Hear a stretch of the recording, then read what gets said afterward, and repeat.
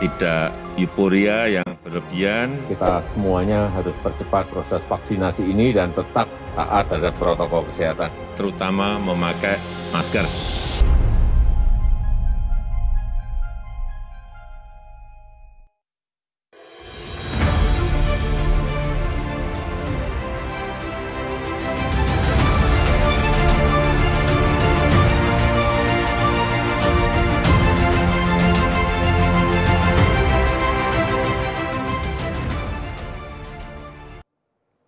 Assalamualaikum warahmatullahi wabarakatuh. Salam sejahtera, Om Swastiastu, Namo Buddhaya, dan salam kebajikan. Bapak, Ibu, saudara-saudari sekalian, salam sehat. Hari ini saya dan Dr. Siti Nadia Tarmizi, juru bicara Kementerian Kesehatan Republik Indonesia, kembali hadir di siaran pers pemberlakuan pembatasan kegiatan masyarakat atau PPKM pada hari Rabu 10 November 2021 ini untuk menyampaikan perkembangan terkini pada penerapan PPKM di Indonesia. Pertama-tama, saya dan Dr. Nadia mengucapkan Selamat Hari Pahlawan tahun 2021. Sesuai pesan dari Menteri Sosial Tri Risma hari ini, Hari Pahlawan kiranya tidak hanya sekedar diingat dan diperingati secara seremonial saja, tetapi dijadikan momen di mana kita mengambil makna yang terkandung di dalam semangat kepahlawanan. Tahun ini tema pahlawan tahun 2021 adalah Pahlawanku, Inspirasiku. Pandemi COVID-19 mengajarkan kita bahwa pahlawan masa kini ada di mana saja dan bisa siapa saja. Memasuki bulan ke-21 kita menghadapi wabah raya ini, kita dapat temukan inspirasi di mana saja, di berbagai aspek hidup kita, baik pada masa genting dan darurat yang lalu, atau pada masa kondisi mulai membaik seperti sekarang. Pahlawan pandemi dapat kita temukan pada sosok jutaan tenaga kesehatan yang tak kenal lelah merawat satu persatu kasus terkonfirmasi COVID-19. Sampai lebih dari 90%-nya sembuh. Per kemarin, Selasa 9 November 2021, dari 4,24 juta orang Indonesia yang terinfeksi COVID-19, lebih dari 4,09 juta atau 96,3% dinyatakan sembuh, dan sebanyak 9.602 atau 0,2% yang masih dirawat atau dalam masa isolasi. Sayangnya lebih dari 143.000 atau 3,3% orang meninggal dunia, termasuk 700 orang lebih adalah tenaga kesehatan dan juga yang berprofesi sebagai jurnalis.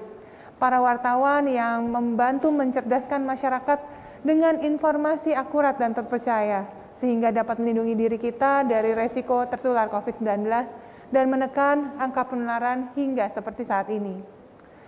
Oleh karena itu, mari luangkan waktu sejenak untuk mengheningkan cipta.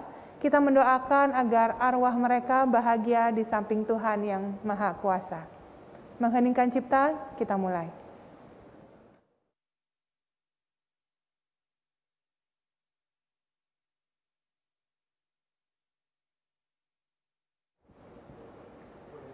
Terima kasih Bapak Ibu, saudara-saudari, masyarakat Indonesia yang saat ini menyimak siaran pers PPKM. Anda juga pahlawan di tengah pandemi COVID-19. Bapak Ibu sekalian turut berjibaku mencari solusi dan menggaungkan semangat untuk vaksinasi dan terapkan protokol kesehatan. Menurut Kementerian Kesehatan Republik Indonesia, lebih dari 80 juta orang Indonesia sudah divaksinasi lengkap, dan hampir 50 juta orang lainnya sudah mendapatkan dosis pertama. Kemajuan ini berkat sumbangsih Bapak Ibu sekalian. Menurut Satgas Penanganan COVID-19, lebih dari 90% orang Indonesia masih taat bermasker. Itulah kedisiplinan bersama yang Bapak Ibu tunjukkan di tempat-tempat umum.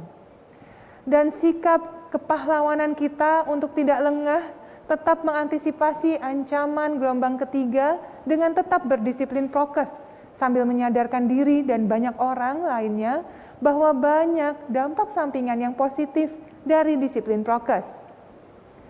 Memakai masker berdaya saring tinggi dan menjaga jarak telah diteliti oleh ilmuwan di CDC atau Center for Disease Control and Prevention di Atlanta, Amerika pada bulan September 2020.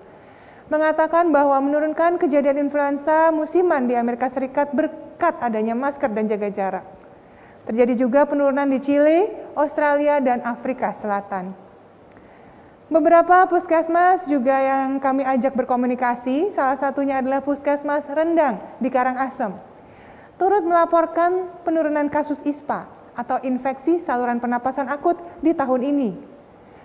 Tahun 2019 pernah tercatatkan 945 kasus, sedangkan tahun 2020 turun menjadi 750 kasus. Dan pada tahun ini 2021 sampai dengan bulan Oktober kemarin terdata ada 450 kasus. Kebiasaan kita mencuci tangan dengan sabun dan air mengalir minimal selama 20 detik, ini juga membantu kita untuk mengurangi masuknya kuman ke dalam tubuh kita. Berita dari Kabupaten Agam yang ada di Sumatera Barat mengabarkan bahwa kasus diare di daerah tersebut berkurang sebanyak lebih dari 1.300 kasus di tahun 2020 dibandingkan tahun 2019.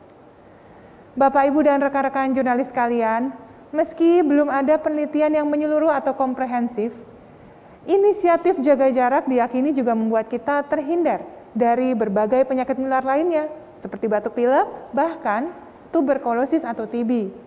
Kemauan kita mengurangi mobilitas sampai dengan 30% di bawah rata-rata pada masa PPKM darurat kemarin, dan juga pada masa PSBB atau pembatasan sosial berskala besar di awal pandemi 2020, juga membantu mengurangi polusi dan menaikkan kualitas udara. Kementerian Lingkungan Hidup dan Kehutanan tahun lalu melaporkan bahwa indeks standar pencemaran udara atau ISPU di DKI Jakarta, Padang, Pekanbaru, Makassar, dan Banjarmasin menurun. Dampak yang tidak kuantitatif pun sebenarnya kita nikmati dari menjauhi kerumunan. Tingkat stres kita dapat berkurang dan kesehatan mental atau kesehatan jiwa kita dapat lebih baik dari kondisi yang tenang dan tidak berdesakan dengan banyak orang. Dan tentunya privasi kita jadi lebih terlindungi. Nah, ketika kita banyak di rumah, kita jadi lebih mendekatkan diri dengan keluarga. Bahkan banyak orang tua yang belajar menjadi guru yang baik bagi anak mereka. Kami paham, banyak orang tua yang harus bekerja keras antara mengimbangi beban kerja dari rumah atau work from home dengan memberikan bimbingan belajar kepada para putra-putrinya. Semua dilakukan pada saat memastikan keluarga dan lingkungan rumah aman dari COVID-19. Namun ada kabar baik dari Bukit Tinggi, Sumatera Barat. Wilayah yang telah banyak memproduksi cendekiawan bangsa seperti Muhammad Hatta dan Haji Agus Salim. Sebuah berita mengabarkan studi sebuah lembaga penelitian yang bernama Semeru menunjukkan bahwa para orang tua di Bukit Tinggi berhasil melampaui tantangan menjadi guru di rumah. Penelitian tersebut menunjukkan bahwa hasil tes numerasi dan literasi yang diraih murid pada tahun 2020 ternyata lebih tinggi dibandingkan dengan 2019. Tentunya prestasi ini ditopang oleh kemampuan orang tua di Bukit Tinggi untuk beradaptasi dengan kebiasaan baru, belajar dari rumah, dan tetap berprestasi di sekolah. Budaya work from home juga telah membiasakan kita menyeimbangkan kehidupan rumah dan kantor atau yang dikenal dengan work-life balance. Dan ini menjadikan kita, para orang tua, pahlawan-pahlawan baru di mata anak-anak kita. Maka pada tanggal 10 November ini kami mengajak bukan saja mengilhami perjuangan para pahlawan, tapi berterima kasih kepada para penjuang pandemi, mendoakan yang gugur selama melawan COVID-19, namun juga menepuk bahu sendiri dan menyelamati semua yang kita lakukan sekecil apapun selama masa pandemi ini untuk keluarga dan lingkungan kita. Jasa orang tua, ibu rumah tangga, dan anak-anak yang patuh selama PPKM menjalankan prokes tidak kalah heroiknya dengan pidato Dr. Abdul Rifai yang meminta pemerintah kolonial Hindia Belanda memperhatikan nasib pribumi pada masa pandemi influenza 1918. Jasa para duta perubahan perilaku atau kader yang saling mengingatkan untuk tetap bermasker dan segera divaksinasi COVID-19 juga tidak kalah besarnya dibandingkan dengan peran Profesor Sarjito, rektor pertama Universitas Gadjah Mada yang menjadi satu-satunya pribumi yang duduk di influenza komisi atau komisi flu bentukan pemerintah kolonial yang dibentuk pada tahun ini. Di 103 tahun yang lalu, tepatnya di November tahun 1918. Kontribusi kita sebagai pahlawan masa kini meski tak sebanding dengan perjuangan atau kontribusi 4 tokoh yang baru saja menerima gelar pahlawan nasional, yaitu Tombo Lotutu dari Sulawesi Tengah, Sultan Haji Muhammad Idris dari Kalimantan Timur, sutradara film Usmar Ismail dari DKI Jakarta, dan Raden Arya Wangsakara dari Banten. Tentunya tetap dibutuhkan peran kita masing-masing untuk keluar dari pandemi. Bapak, Ibu, dan rekan jurnalis sekalian dan masyarakat Indonesia, terima kasih telah menjadi pahlawan. Terima kasih telah menjadi inspirasi. Sebelum saya berikan kesempatan kepada Dr. Nadia, atas nama pemerintah pusat, KPCPEN, Satgas Penanganan COVID-19, dan segenap petugas yang bekerja keras mengendalikan COVID-19, kami ucapkan Rahajeng Rahina Galungan lan Kuningan kepada seluruh umat Hindu Bali yang di Indonesia ini ikut merayakan kemenangan Dharma atas Adharma, kemenangan kebaikan atas keburukan. Semoga Tuhan memberikan kita semua kerahayuan. Kita jadikan momen Bali Bangkit sebagai pembuktian kita layak kembali jadi tuan rumah event internasional. Dari mulai Indonesian Badminton Festival yang dimulai di pertengahan November ini, sampai dengan berbagai rapat berkaitan dengan presidensi Indonesia di G20. Maka kita tunjukkan menjaga prokes adalah budaya dan sertifikat CSH atau Clean, Healthy, Safety, and Environmentally Friendly teruji nyata. Pemindaian QR Scan Peduli Lindungi menjadi alat memeriksa keamanan diri dan lingkungan dari resiko COVID-19 dan mensukseskan vaksinasi di seluruh golongan, terutama lansia dan ibu hamil. Tetaplah jadi inspirasi kami, pahlawan kami, masyarakat Bali dan warga Indonesia. Semoga di Hari Raya Galungan ini dan Hari Raya Kuningan nanti, kita pastikan kebaikan menang atas semua keburukan akibat pandemi. Dan wabah raya dapat kita atasi. Om Santi Santi Santi Om. Wassalamualaikum warahmatullahi wabarakatuh.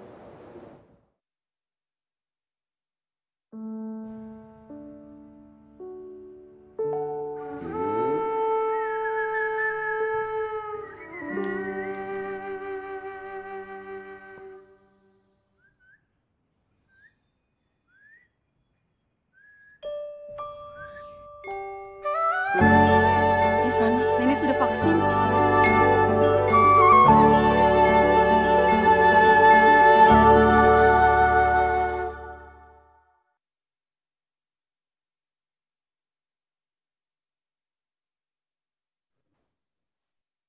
Assalamualaikum warahmatullahi wabarakatuh.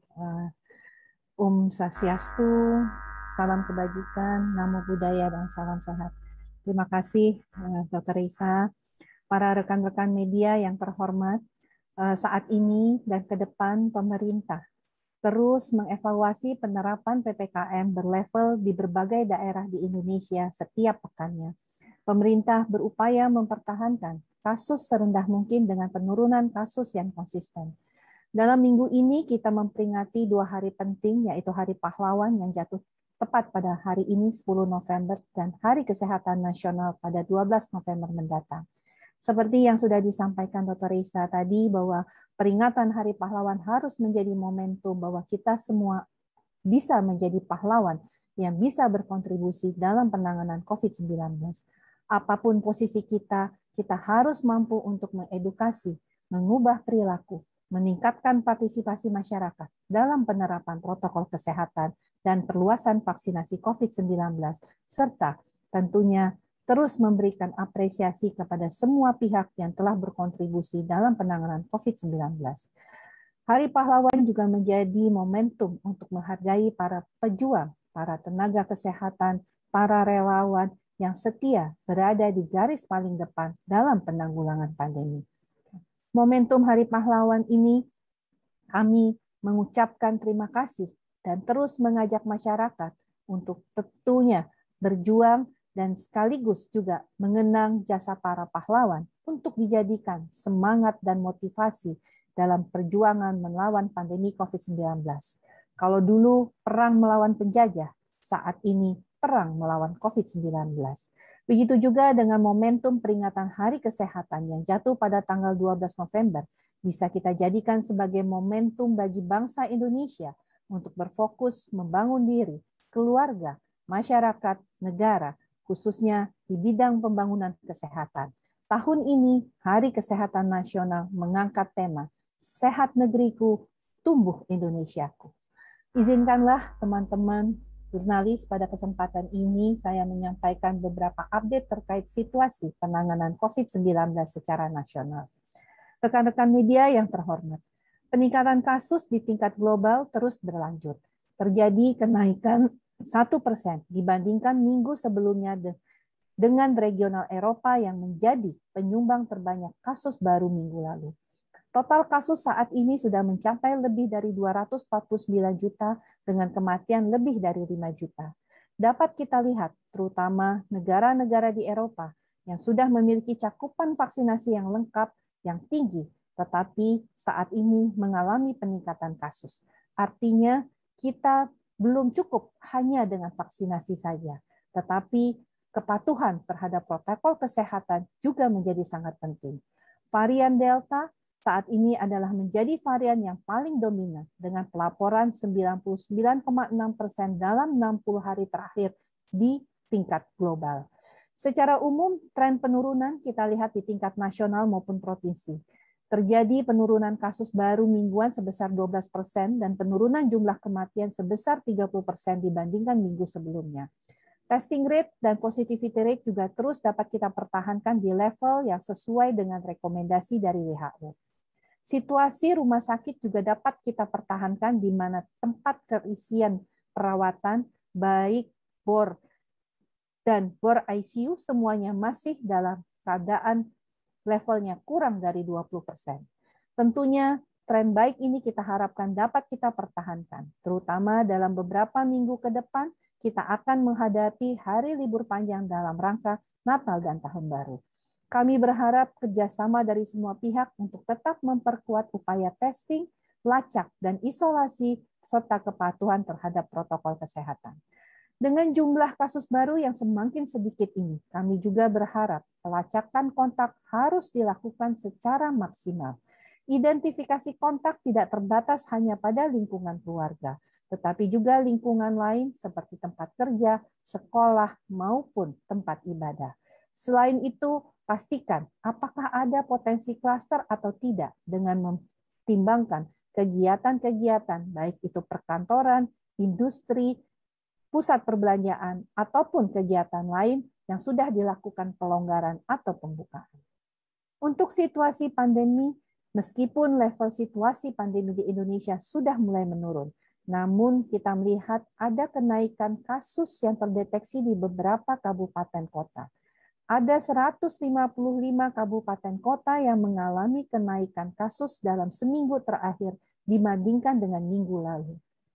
2 kota bahkan mengalami kenaikan kasus selama 3 minggu berturut-turut, yaitu Jakarta Timur di Provinsi DKI Jakarta dan Kota Kendari di Provinsi Sulawesi Tenggara.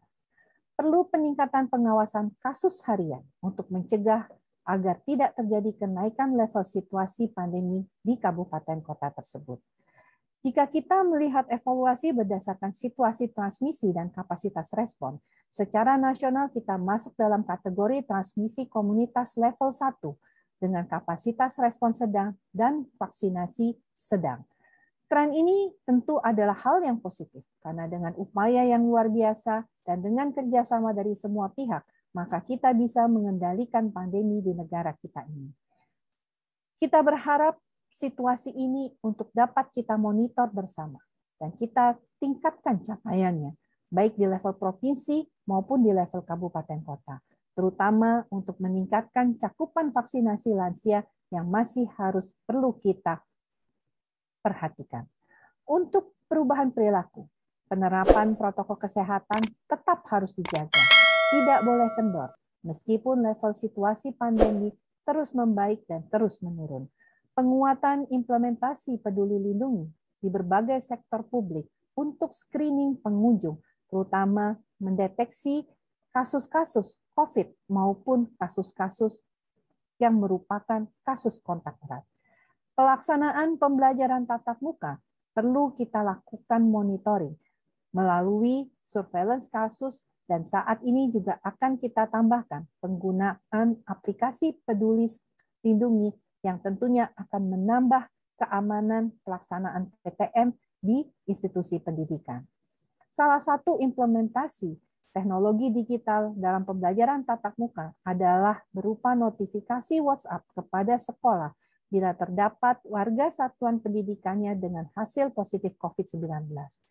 Penggunaan aplikasi Peduli Lindungi tentunya diharapkan agar kita bisa mendapatkan data yang lebih akurat terkait upaya untuk mencegah terjadinya penyebaran COVID-19 di lingkungan sekolah. Vaksinasi menjadi salah satu upaya penting dalam pengendalian pandemi COVID-19, bersama dengan upaya testing, lacak, isolasi, serta kepatuhan terhadap protokol kesehatan. Jika kita bandingkan data kita dengan data global untuk vaksinasi, kita masuk dalam peringkat kelima untuk jumlah orang yang mendapatkan vaksinasi minimal 1 dosis dan juga dari jumlah total dosis yang diberikan. Dengan upaya yang dilakukan, kita bisa memastikan agar ketersediaan vaksin di dalam negeri di tengah keterbatasan ketersediaan vaksin di level global ini tetap terus kita pertahankan. Capaian vaksinasi COVID-19 nasional. Data per tanggal 9 November 2021 pukul 18 mencatat total vaksinasi dosis pertama sudah mencapai 126,9 juta atau 61%.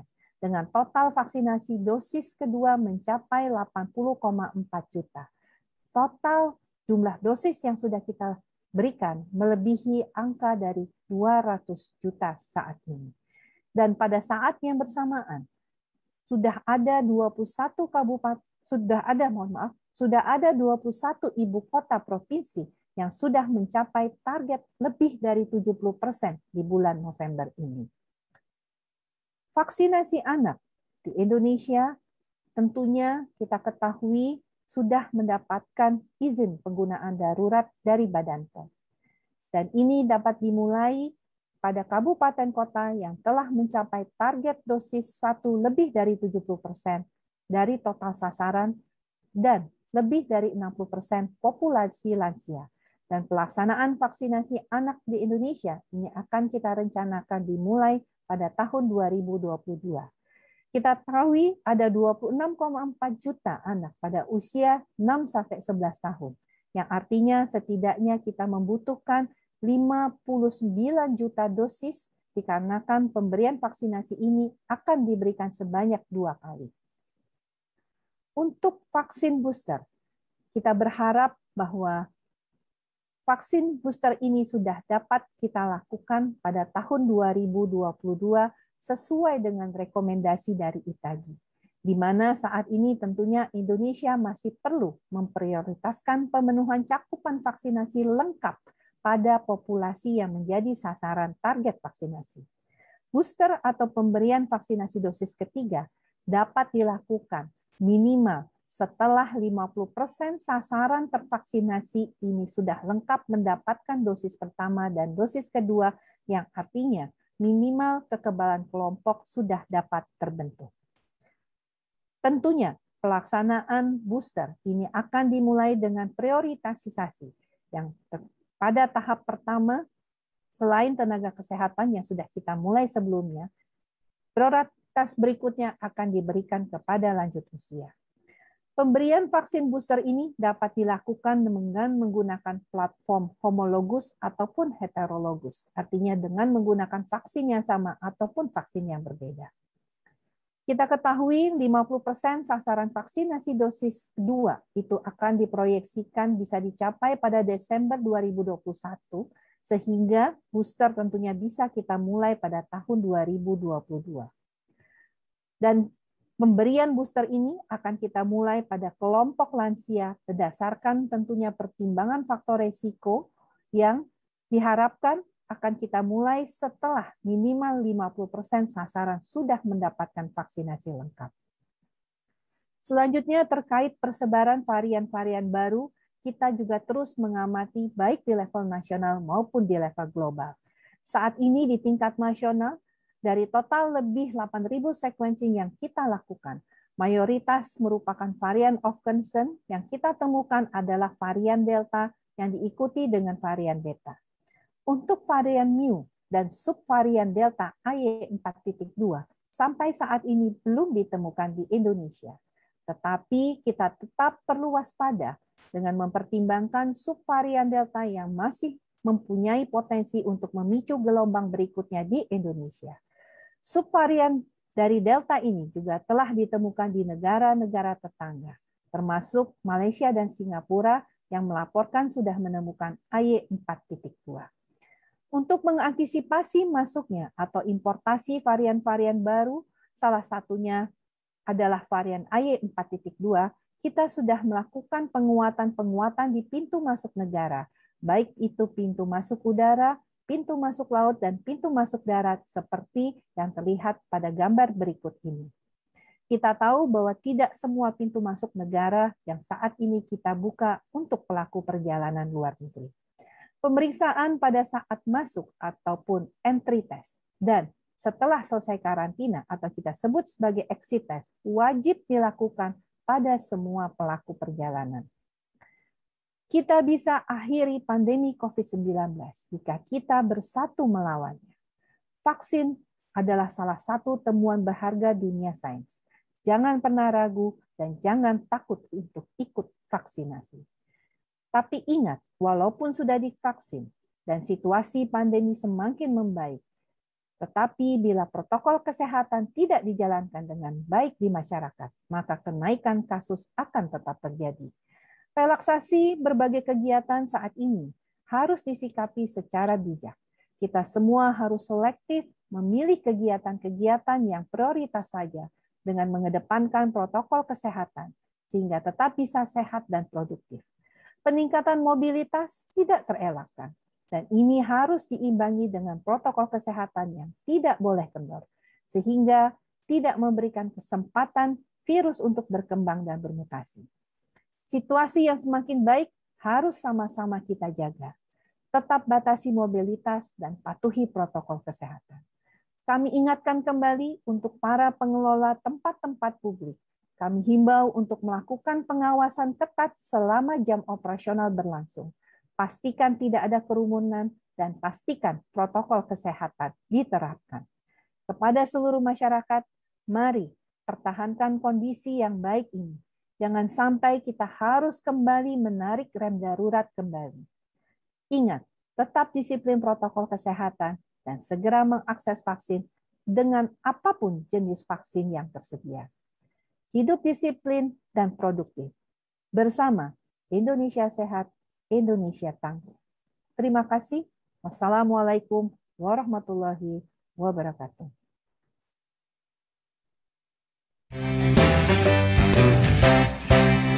Ayo pakai maskernya.